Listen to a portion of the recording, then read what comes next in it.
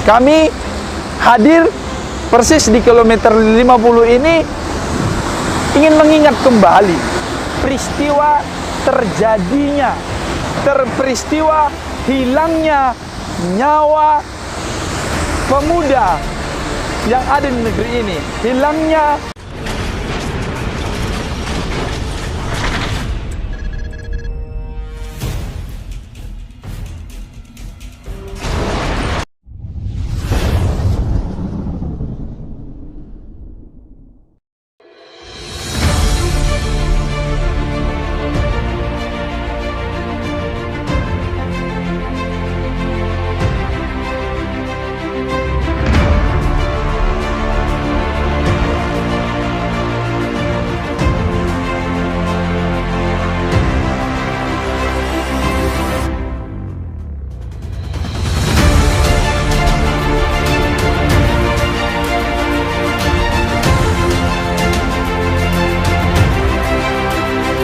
ya.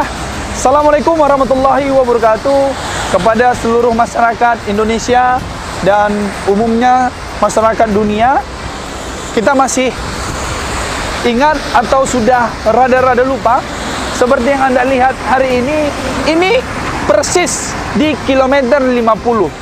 Ada apa di kilometer 50? Di kilometer 50 ini di tanggal 7 Desember 2020 yang lalu, atau lebih kurang 70 hari yang lalu dari hari sekarang, ini hari Kamis tanggal 18 Februari 2021. Jadi lebih kurang 70 hari kami hadir persis di kilometer 50 ini ingin mengingat kembali peristiwa terjadinya, peristiwa hilangnya nyawa pemuda yang ada di negeri ini, hilangnya atau syahidnya 6 pemuda di negeri ini.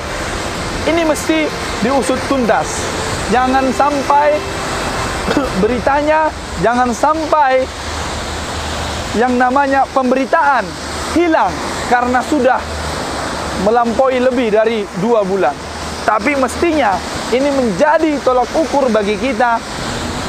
Kasus ini mesti diungkap siapa otak di balik ini semua, siapa dan apa motif dari peristiwa ini terjadi.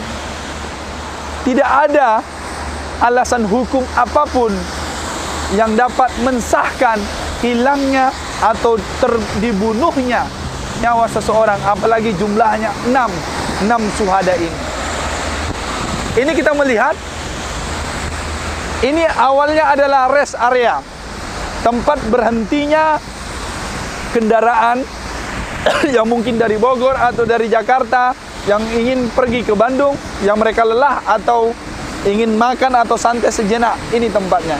Tetapi peristiwa itu terjadi, ini lokasi ini rata. Sekarang ini rata, masih kita melihat ada alat beratnya di sana. Jangan sampai dengan hilangnya bangunan ini, dengan ratanya bangunan ini, hilang pula isu, hilang pula yang namanya proses untuk membongkar peristiwa kilometer 50 ini. Siapapun pelakunya mesti diadili dan mesti ada yang bertanggung jawab akan hal ini. Tentunya kepada pemangku kekuasaan, tentunya bagi pejabat kekuasaan yang memerintah hari ini. Mestinya yang paling bertanggung jawab ini adalah Bapak Presiden Joko Widodo.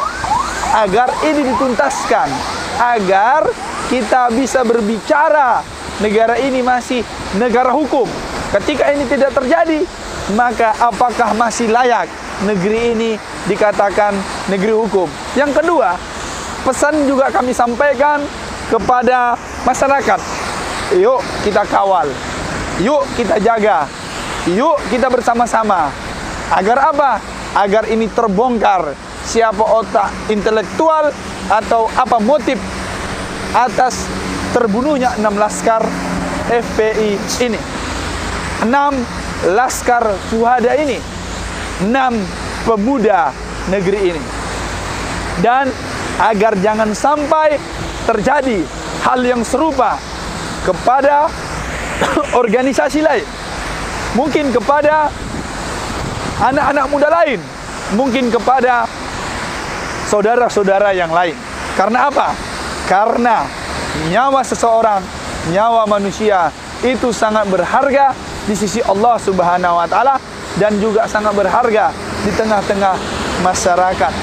Ungkap kebenaran, ungkap siapa pelaku dan yang bertanggung jawab. Dan ini harapan kami, harapan orang tua korban, harapan masyarakat, dan tentunya harapan dari keadilan itu sendiri. Kami melaporkan langsung dari kilometer 50 dalam keadaan hujan yang seperti ini. Terima kasih kami melaporkannya, kita mengawal bersama-sama. Wassalamualaikum warahmatullahi wabarakatuh. Allahu Akbar.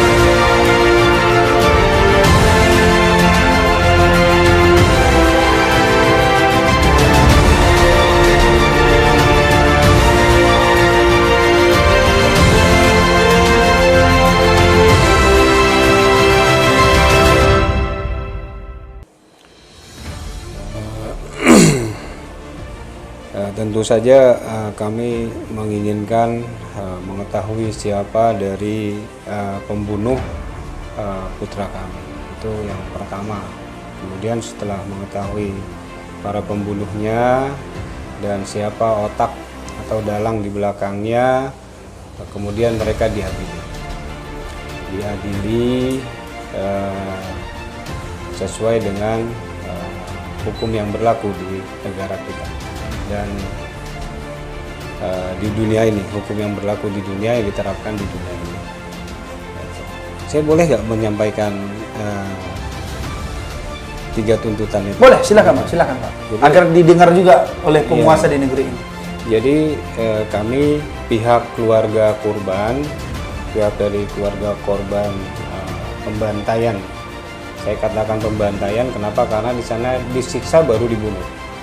Jadi ada penyiksaan dan pembunuhan terhadap putra-putra kami ini kami sebut sebagai pembantaian di kilometer 50 dan kami mengajukan akan terus melakukan 3 tuntutan.